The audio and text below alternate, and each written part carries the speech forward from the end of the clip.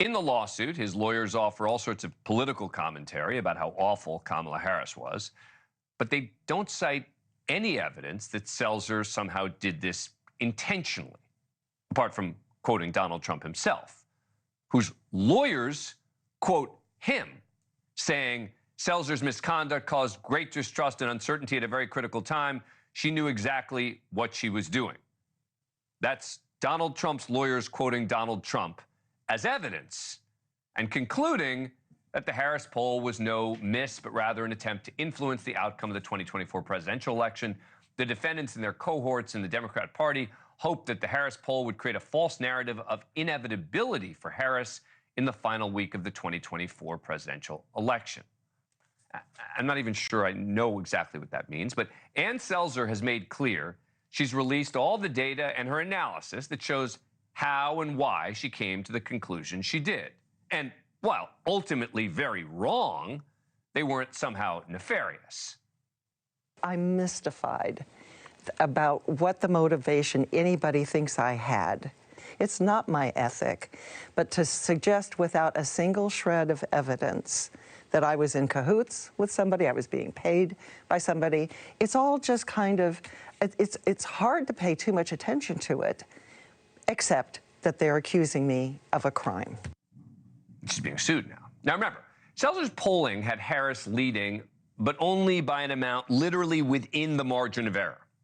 The Trump lawyers argue it's election interference. But wouldn't that poll motivate Trump voters to come out? I mean, like, let's say the poll nailed it, right? Had Trump by 13 points, which were the actual results in Iowa. You could argue that would have prevented Trump supporters from voting because it's clearly in the bag. So here's my question. What, if any, consequences could Donald Trump's lawyers face for what is really a frivolous lawsuit? Remember, this wouldn't be the first time Trump's attorneys found themselves in legal trouble. Trump's former attorney, Jenna Ellis, pled guilty to a felony count of aiding and abetting false statements relating to the effort to overturn the election results in Georgia. Rudy Giuliani's been permanently disbarred in both New York and D.C. over his role in undermining the 2020 election results without providing any proof in court. He also lost a $148 million defamation lawsuit brought by two former Georgia election workers he falsely accused of introducing suitcases of illegal ballots. And both Kenneth Chesebro and Jim Trupis faced 10 felony charges each for their roles in allegedly filing paperwork falsely claiming Trump had won the state of Wisconsin in 2020. Joining us now is Jesse Weber, attorney and anchor for the Law and Crime Network. He's also a NewsNation legal contributor. He's been digging in on this. All right, any possible sanctions here in Iowa or New York? Because one of the lawyers is actually from New York. Right, and this is a lawyer that he appears to be using for recent challenges against news organizations. Very prominent First Amendment and Second Amendment lawyer. Look, I'll say this, Donald Trump is no stranger to sanctions. We remember last year, he and Alina Habba were sanctioned by the judge $1 million for filing that lawsuit against Hillary Clinton and the DNC and James Comey. The judge said you should never have brought this lawsuit. So there's one thing to say, this lawsuit will never survive, versus was it brought for an improper purpose? Was it completely frivolous? And you know, one of the things I'll say, Dan, I think the fact that there's not concrete evidence showing that she, that she knew this poll was fake. She did it on purpose. Right, she did it on fake, is a problem for him. But at the same time, the Des Moines Register would not be the first news organization that's hit with what's a very strange lawsuit.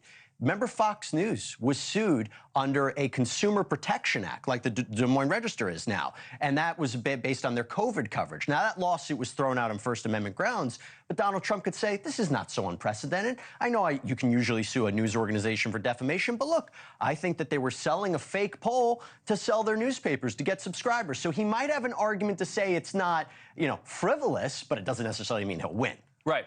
But the problem for them with the lawsuit, again, is that there isn't a single piece of evidence in there that this was somehow fraud, right? It was, yep. I mean, she's obviously embarrassed. She retired. Yep. She's not going to do this anymore. She's done, yeah. Right? So the idea that somehow, she decided she was going to join with the Democrats to give up the rest of her career, right? And she did it on purpose. If they have evidence, great. The only evidence they cited was Donald Trump's own words. And by how wrong this poll was. I will say the counter-argument to that would be, it's a litigation. We can't prove everything now. We need the other side to share their documents. We need to get into the text messages. We need to get into the emails. Not every lawsuit starts out with all the evidence, but we think we can prove it. And sanctions are very, very tough to get. It's really bad conduct. And not every time he's filed a frivolous lawsuit has he been hit with sanctions. It's got to be, you're really doing this to chill news organizations. You're doing it to punish the Des Moines Register. You're doing it to punish her, which, there might And it comes just after ABC News just settled in a case that a lot of people thought was frivolous for $15 million. I think the optics of that is helping. Listen, I just won here. I'm going to keep going after others. Thanks for watching. Go to joinnn.com to find NewsNation on your screen. And don't forget to click the red subscribe button below to get more of NewsNation's fact-driven, unbiased coverage.